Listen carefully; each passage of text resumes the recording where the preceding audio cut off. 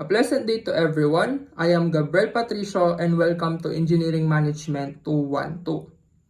So for today's report is actually a continuation from the past reporters, which is under leadership. So we have three different objectives. Number one is to be able to determine the different approaches to leadership styles, understand the different ways on how leaders uses power, have knowledge about the contingency approaches to leadership styles. So without further ado, let us start our discussion. So a brief introduction. Those in position of leadership exhibits a pattern of behavior that is unique and different from other patterns. This total pattern of behavior is called leadership styles. So ano nga ba ang leadership styles? Leadership styles is actually applicable when you are given the opportunity to lead or kapag ka isa kang leader na nag-handle ng subordinates or ng isang group. Ngayon, leadership styles is a unique behavior or a pattern when it comes to leading. Bakit siya unique and different? Kasi there are different types of leaders and each leader is unique in his or her own way. Meaning iba yung kanyang estilo, iba yung kanyang leadership strategy or leadership tactics. Ngayon, several approaches used in classifying leadership styles. So, ang leadership styles is classified according to ways leader approach people to motivate them, according to the way the leader uses power, and according to the leader's orientation towards tasks and people. So, ang leadership styles, ang kanyang objectives or ang kanyang classifications is according sa pag-approach niya sa kanyang subordinates para ma-motivate sila. Number 2 is kung paano niya gamitin yung kapangyarihan niya. And yung number 3 is yung kanyang orientation towards the goal, yung trabaho at ang kanyang mga tauhan. So, dumako na tayo sa pinakaunang classification. According to the way the leader approach people to motivate them. So, number 1 is positive leadership and number 2 is negative leadership.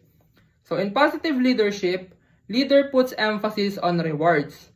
This may be economic, increase in monthly salary, or it may be non-economic like membership in an advisory committee. In negative leadership naman, punishment is emphasized. Punishment may be in forms of reprimand, suspension, or dismissal. Again, ang goal natin dito is to motivate the people. Kaya siya leader, approach people to motivate them. Sa positive leadership is yung emphasis na pupunta siya sa rewards. Ang rewards pwede siyang in a form of salary, pwedeng appraisal or pagpuri, and pwede rin na binibigyan sila ng benefits para ma-motivate yung people or yung subordinate na magtrabaho or mas galingan pa sa work. Pag naman negative leadership, punishment is emphasized. Punishment may be in forms of reprimand, suspension, or dismissal. So, sir, approaches people to motivate them. Paano po ba namomotivate ang isang tao kung pinapagalitan nyo siya or pinapakitaan nyo siya ng leadership? Negative leadership. Ang sagot po dyan is that there are different types of people po kasi. Some people actually take punishments like reprimand as a challenge or a source of motivation. So, dumidepende sa tao yung pagtanggap niya when it comes to reprimand. So, ano nga ba ang mas magandang gamitin? Is it positive leadership or negative leadership? It depends. Kasi po, kaya na sinabi ko kanina, there are different types of people or subordinates.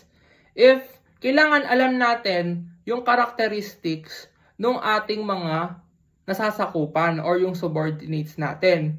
If they are the people who are actually sensitive, kung medyo nadadown sila, if pinapagalitan sila, then use positive leadership. On the other hand, kapag ang isang tao or subordinate mo is alam niya na yung punishment is in a form of challenge or tinatanggap niya yon as motivation, Therefore, use negative leadership. Next, according to ways leaders uses power. So there are three main ways kung paano ba ginagamit ng leader ang kapangyarihan niya. 1 is autocratic, 2 is participative, and 3 is free reign. So basahin muna natin sila bago tayo mag-cite ng examples to differentiate them. Autocratic, leaders who make decisions themselves without consulting subordinates. Motivation takes the form of threats, punishment, and intimidation of all kinds. Participative, when leaders openly invite their subordinates to participate or share in decisions, policy-making, and operation methods. Free reign, leaders who set objectives and allow subordinates relative freedom to do whatever it takes to accomplish these objectives. So ano nga ba yung difference nilang tatlo? Gamitin natin sila ng pronouns, no? In autocratic, the pronoun is I. Meaning yung leader, siya yung bahalang gumawa nung decisions, nung plan of action, nung strategies, without consulting the subordinates. Kumbaga, literal na siya talaga lahat. Ang gagawin lang niya is utusan yung mga subordinates niya on achieving a goal. Number 2 is participative. The pronoun in participative is we. So from the pronoun itself, leaders openly invite their subordinates para makipag-open sharing. May nagkakaroon ng brainstorming dito when it comes to decision making, policy making, and operation methods. Sa free reign naman is actually yung kabaliktaran ng autocratic. Pag free reign, the pronoun is they or them. Meaning, the leader actually give freedom sa kanyang mga subordinates to do whatever it takes to accomplish the task. Meaning, magsaset lang ng goal yung leader and therefore, hahayaan niya na yung subordinates niya na gumawa ng paraan kung paano nila ma-accomplish yung sinet niyang objective or goal. Ngayon, sir, ano po ba yung best way on how leader uses power? So, it depends ulit. Kasi po, these three have different advantages and disadvantages. Doon muna tayo sa autocratic. Sa autocratic, ang advantage niyan is when you actually need fast decisions.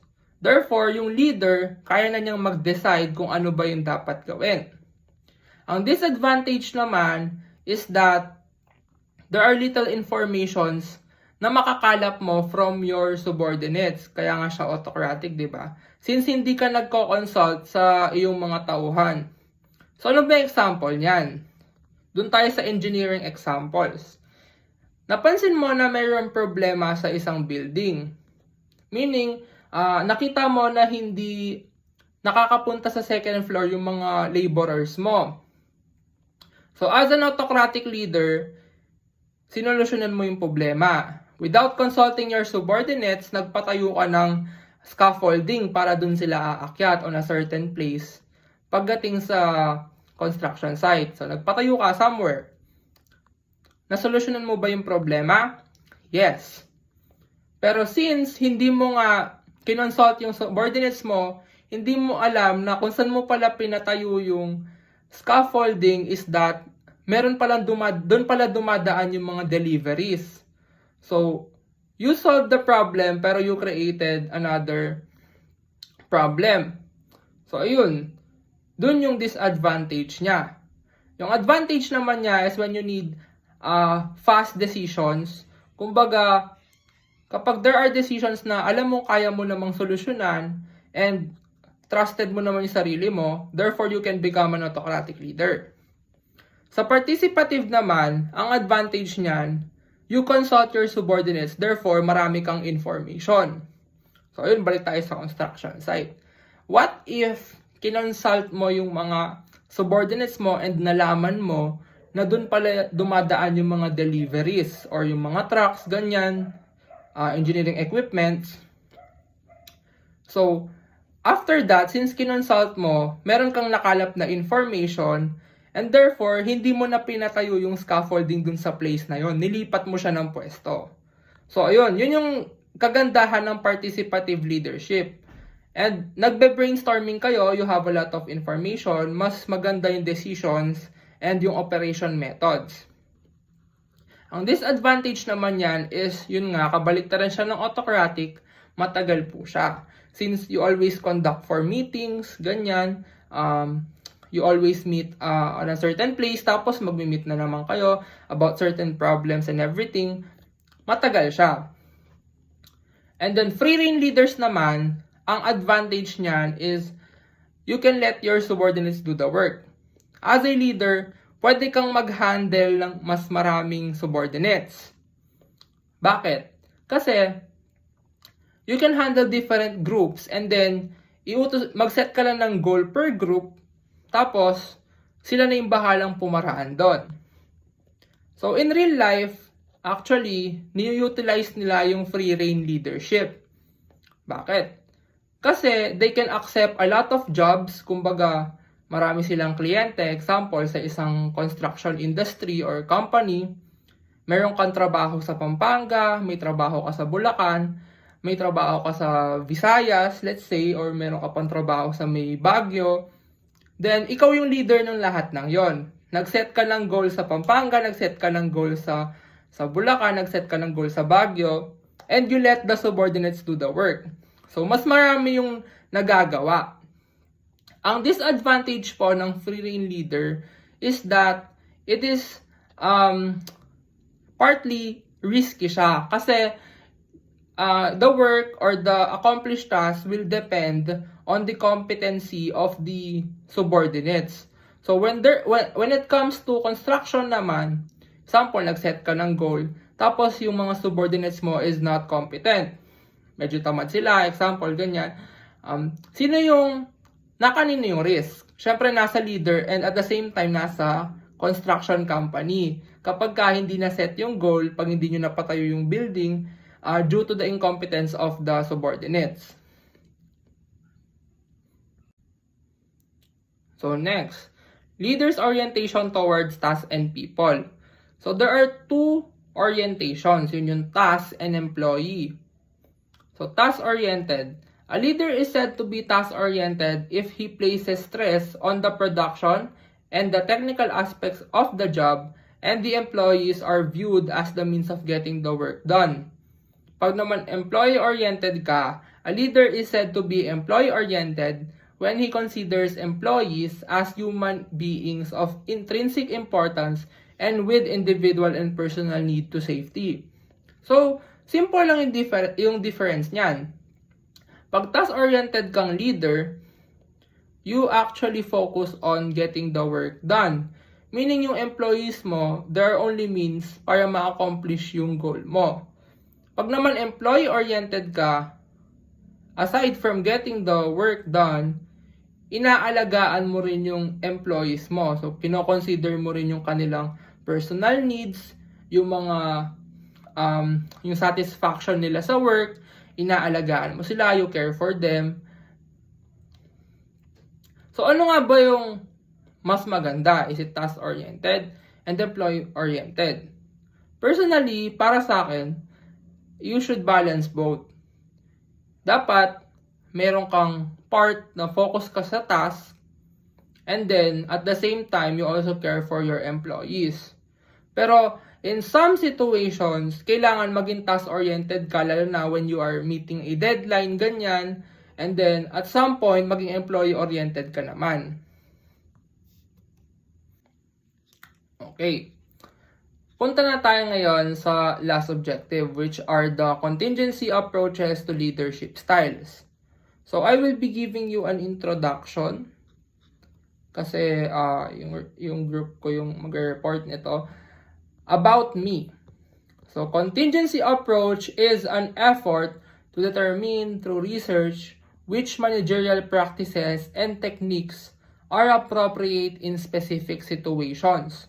So, pag sinabi natin contingency approach, very simple, ito yung nagde-determine kung ano ba yung practice or yung technique, anong leadership style, kagaya ng sinabi natin kanina, yung appropriate in different situations or specific situations. So yung contingency approaches, meron tayong 4 na models. Number 1 is yung Fiedler's contingency model. 2 is yung Hersey and Blanchard situational leadership model. 3 is yung path-goal model of leadership. And 4 is yung Vroom's decision-making model, which will be further discussed by my group mates. And dito rin natin ipapakita yung ways on how leaders uses power, yung ways on how the leader approaches people to motivate them, tsaka yung mga different ways on how or different orientations of the leader towards the task and people. So dito ma-further discuss or magagamit sa mga models na to. So the first leadership style that we will tackle is the Fiedler's contingency model. The Fiedler contingency model was created in the mid-1960s by Fred Fiedler, a scientist who studied the personality and characteristics of leaders. The model states that there is no one best style of leadership. Instead, a leader's effectiveness is based on the situation. And according to Fred Fiedler itself, that leadership is effective when the leader's style is appropriate to the situation. Meaning, effective lang yung leadership ng isang tao or ng isang leader if yung leadership style niya nag-fit siya dun sa certain situation na given and fixated na yon. Next naman is yung we have to determine the situational characteristics of your particular situation. And this depends on 3 principal factors. The first one is the relations between leaders and followers or the leader-member relationship. This is the level of trust and confidence that your team has in you. A leader who is more trusted and has more influence within the group is in a more favorable situation than a leader who is not trusted. Meaning, if you've gained the trust of your team fully and pinapakita mo how confident you are on the things na ginagawa mo and the way you lead them, you are in a favorable situation. Next naman is the structure of the task. This refers to the type of task you're doing, if clear and structured, vague, and unstructured. Unstructured tasks or tasks where the team and the leader have little knowledge of how to achieve them are viewed unfavorably. Dito naman is yung kapag maayos mong nagagawa yung task and you're doing it clearly and structured, ibig sabihin kasi nun, you are very knowledgeable on how to do things in a way na di kayo mahihirapan. Next one is yung the power inherent to the leader's position. This is the amount of power you have to direct the group and provide reward or punishment. The more power you have, the more favorable your situation is. Fiedler identifies power as being strong or weak. Dito, ito yung how dominant you are in your team, how much influential you are, and what are the things that your members think of you as a leader. Next naman, since yung situational characters given kanina may vary from organization to organization, for it to be effective, the situation must fit the leader. Pero hindi naman palagi kasing ganon. So, if not, the following may be tried. First one is change the leader's trait or behavior. In changing the leader's behavior, the leader should recognize the need, be a purposeful leader, create a plan, communicate with your team, and set realistic goals. Next is select leaders who have traits or behaviors fitting the position. I think this is the most possible alternative for the Fiedler's contingency model. Since it requires to have a leader that fits the situation, then might as well choose a rightful one sa simula pa lang so that hindi na kayo gaanong mahihirapan in the future and there won't be any more adjustments na magpapahirap lalo sa situation nyo. And next one naman is yung move leaders around in the organization until they are in the position that fit them. Basically, ililipat mo yung mga leaders until they are in the group or field where they can bring up the best in them. The leader should find the right spot para sa kanya in order to perform well, di ba? For the last one, change the situation. Actually, dito, ang dali niyang sabihin pero mahirap siyang gawin. So personally, hindi ko nire-recommend since yung situation na mismo ang kailangang i-adjust. Pero for this, I think you should try to wait for the situation itself to unravel so you will know what to do. But then again, the model is referring to changing the leader, if possible, not the situation. So there are so many criticisms of the Fiddler's contingency model. And one of the biggest lack is yung hindi inaalaw ng model na to yung flexibility. Since Fiddler believed that because our natural leadership style is fixed, the most effective way to handle situation is to change the leader. The Hersey and Blanchard situational leadership model, nagfo-focus siya sa maturity ng subordinate mo. So, as a leader, i-adjust mo yung self mo based sa maturity ng subordinate mo. Next, may two components of maturity yung Hersey and Blanchard. First is the job skill and knowledge, which is the competence. Yung competence is yung knowledge or yung skills ng subordinate mo. Next is yung psychological maturity or yung commitment. Ito yung loyalty nung subordinate mo sa particular goal nyo. Next, we have for leadership style. Style 1 is directing. It is high task and low relationship focused. For example, first year student ako sa college. Then yung tinake kong strand data is STEM. Tapos, one day, may pinagawang group project yung prof namin sa calculus. May mga nakagroup ako na galing ng ibang strand. So, limited lang yung idea nila.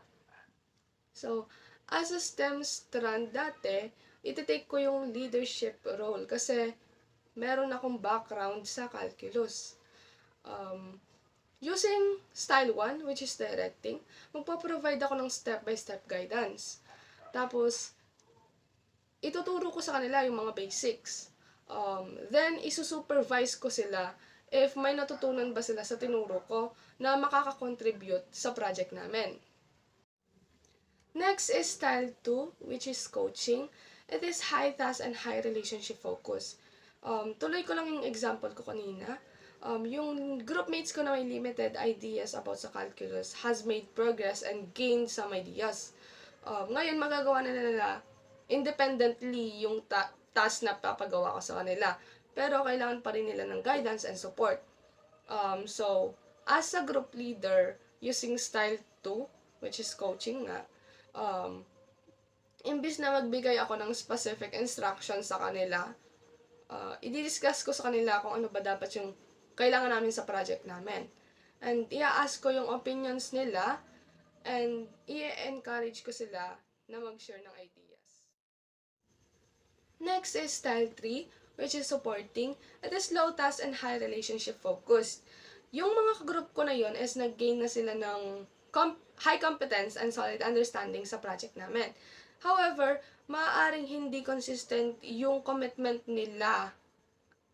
So, as a group leader, using style 3, which is supporting, instead na magbigay ako ng explicit instruction sa kanila, gagawin ko is i-involve ko sila sa decision-making processes na related sa project namin. I will ask their opinions, ideas, and yung concerns nila sa project namin so that ma-support and ma-encourage ko sila. Next is style 4, which is delegating. It is low task and low relationship focused. Yung mga groupmates ko na yan is nag-gain na sila ng high competence and consistently commitment and motivated na sila. So, as a group leader, using style 4, which is delegating, mag-a-assign ako ng specific tasks and responsibilities sa kanila and bibigyan ko sila ng freedom to make decisions and to handle their tasks independently. Next is the development stage of subordinates and recommended leadership style. Development stage, yung first is yung low ability plus low willingness. If low yung ability and low willingness yung subordinate mo, as a leader, yung recommended style sa'yo is style 1, which is directing. Next is yung low ability and high willingness. If your subordinate, meron siyang low ability pero willing siya, so recommended style sa leader is yung coaching. Next is if yung subordinate mo is high yung ability and low yung willingness niya, recommended style sa leader is yung style 3, which is supporting. Next is, if yung subordinate mo, high yung ability niya or yung competence niya and willing siya, so yung recommended na gawin nung leader is yung style 4, which is delegate. Path Goal Model of Leadership. The Path Goal Model of Leadership exposed by Robert J. House and Terence R. Mitchell stipulates that leadership can be made effective because leaders can influence subordinates' perception of their work goals, personal goals, and path to goal attainment. By using the path goal model, it is assumed that effective leaders can enhance subordinate motivation by first clarifying the subordinate's perception or work goals. Ito yung paglilinaw sa pangunawa ng isang employee o paglilinaw sa mga goal na trabaho nila para siguruhin na tama yung pagkakaintindi. Second, linking meaningful rewards with goal attainment. Ito yung pag-uugnay ng mga mahalagang reward sa pag-abot ng mga goal. Ibig sabihin nito, kapag naabot mga layunin sa trabaho, mayroon kang makukuhang reward. Third, explaining how goals and desired rewards can be achieved. Kapag naabot mo yung goal sa trabaho, mayroon kang makukuha na magandang reward. O ito ay ma-encourage ka na magtrabaho ng maayos at mag-focus sa iyong goals. Kaya importante na alam mo kung ano ang mga layunin at kung ano ang reward na nais mong makamit para ma-motivate ka sa trabaho. So, dito naman tayo sa path goal process. Yung una dito ay leader identifies employee need. Ito yung kapag ang leader ay nakakapansin at nauunawaan kung ano ang bagay na kailangan ng mga empleyado nila para maging productive sila sa work. So, halimbawa, pangangailangan ng mga empleyado na magkaroon ng pagsasanay o training. Kung napansin ng leader na may kakulangan sa kaalaman o kasanayan yung empleyado nila, maaaring mag-organize sila ng pagsasanay. Sa pamamagitan nito, magkakaroon ang mga empleyado ng mas malawak na kaalaman o kasanayan na makakatulong sa kanilang pag-unlad sa trabaho. Appropriate goals are established. Dahil nakilala mo na yung mga subordinates mo, yung pangangailangan nila, so magsaset na ng goal. Sa pamamagitan ng pagsaset ng goals, nagkakaroon ng motivation, direction, and focus sa mga empleyado upang magtrabaho ng maayos at magsikap upang maabot ang goal na ito. Leader connects rewards with goals. Nire-reward yung mga nakaka-achieve ng goal. Nagkakaroon ng motivation at inspiration ang mga empleyado na magbibigay ng magandang serbisyo at mas motivated ang isang employee kapag alam niyang may kapalit yung isang goal na na-establish. Leader provides assistance on employee path toward goals. Kapag ang leader ay tumutulong sa mga empleyado sa kanilang pag-abot ng mga goals. Ito ay kapag ang leader ay nagbibigay ng suporta, gabay o tulong sa mga empleyado upang matulungan sila na maabot yung goal. Employee become satisfied and they motivate and they accept leader. Siyempre, if yung employee meron na siyang sa tamang pag-iisip, ini-evaluate niya din yung leader niya. If magaling ba, if karapat-dapat ba siyang maging leader. So, kapag ang mga employee ay nasisiyan and motivated sa work, tinatanggap ang leader. Nagiging mas productive and naglalagay ng mas maraming pagsisikap sa kanilang gawain. Effective performance occurs. Dahil motivated na yung employee, therefore, they able to have effective performance. So, masaya na sila sa trabaho nila. Motivated and satisfied. So, they create great results in return. Next, both employee and organization better reach their goals. So, as an employee, ano ba yung goal nila? Diba, to gain experience, to have knowledge. Halimbawa, ikaw, as leader. Nabigay mo yung karapat-dapat na leadership para sa employee mo. In return, they create goals. Sa leader naman, na-achieve yung goal. Naging effective yung leadership niya, nagabayan niya yung mga employees niya towards the goals. Yun yung benefit na nakuha ng leader. Ang tagumpay ng mga empleyado ay nagre-resulta sa tagumpay ng organisasyon. Dito naman tayo sa leadership style. The leadership styles which may be used by PAT goal proponents. Una dito yung directive leadership, where the leader focuses on clear task assignment, standard of successful performance, and work schedules. Halimbawa, isipin natin na may isang leader na gumagamit ng directive leadership. Sa bawat project o gawain na ibinibigay ng mga sa mga empleyado, ang leader ay magbibigay ng malinaw na mga tungkulin. Like halimbawa, sa isang project, yung leader ay magtatakda ng mga takdang oras, ganon, hakbang na dapat sundin ng mga empleyado. Ito ay para matiyak na ang bawat member ay alam kung ano yung responsibilidad nila at gagawin.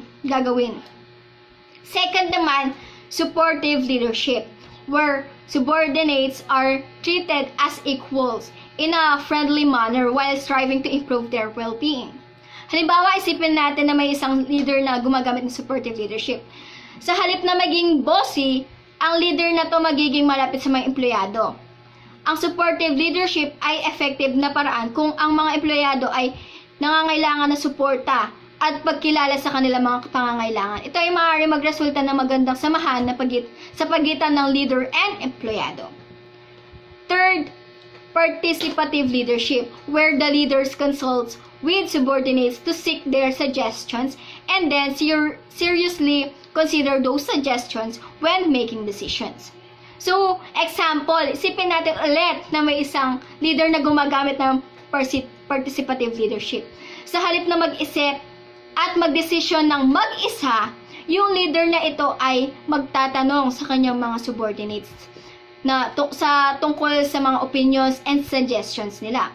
Sa ganitong paraan, ang mga kasamahan sa paggawa ay nabibigyan sila ng pagkakataon na maipahayag yung mga opinion and idea nila.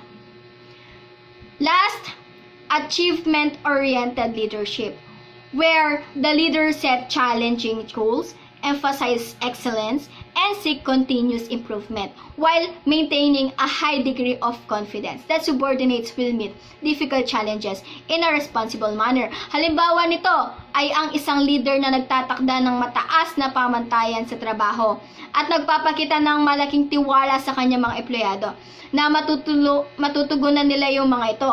Sinisigurado niya na ang mga empleyado ay nagtatrabaho ng mahusay, nagbibigay ng kanilang pinakamahusay na kakayahan at patuloy na nagsusumikap upang mapabuti ang kanilang mga sarili.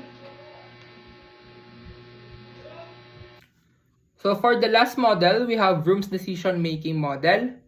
Vroom's model of leadership is one that prescribes the proper leadership style for various situations, focusing on the appropriate degrees of delegation and decision-making authority. So sa Vroom's model, dito natin ginagamit or dito napapasok yung mga diniscuss ko earlier, which are according to ways of how leader uses power and yung orientation niya towards tasks and people. So the Vroom's model is actually represented in a chart. And yung mga symbols niya, we have A1, A2, C1, C2, and G2. Meron tayong decision-making styles, and yung degree of subordinate participation. Kumbaga, level siya nung participation nung kanyang mga nasasakupan. So, pag sinabi mong A, meaning autocratic siya, C is consultative, and G is group-directed. Okay, decision-making styles, yung tayo sa A1. Leader solves the problem or make the decision himself using available information. Meaning, kung ano lang yung alam niya, therefore, magde-decide na siya after that. Yung degree of subordinate participation, none. Kasi, hindi naman nag-participate dito yung kanyang mga subordinates or kanyang mga people. Siya lang yung gumawa ng decision using the information na alam niya. Sa A2, leader obtains necessary information from subordinates, then decides. So, yung degree of subordinate participation dito is low.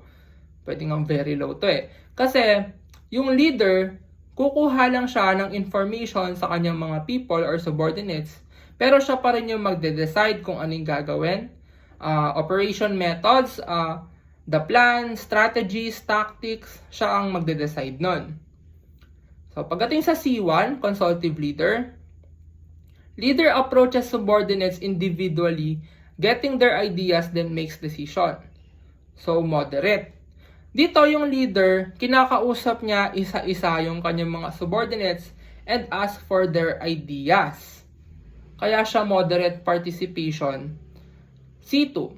Leader shares the problem with subordinates as a group, obtaining their collective ideas and suggestion, then decides. So, dito moderate din yung subordinate participation since yung leader, share niya yung problem as a group.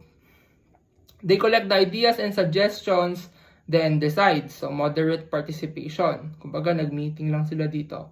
Sa G2 naman, group-directed, the leader shares the problem with subordinates as a group.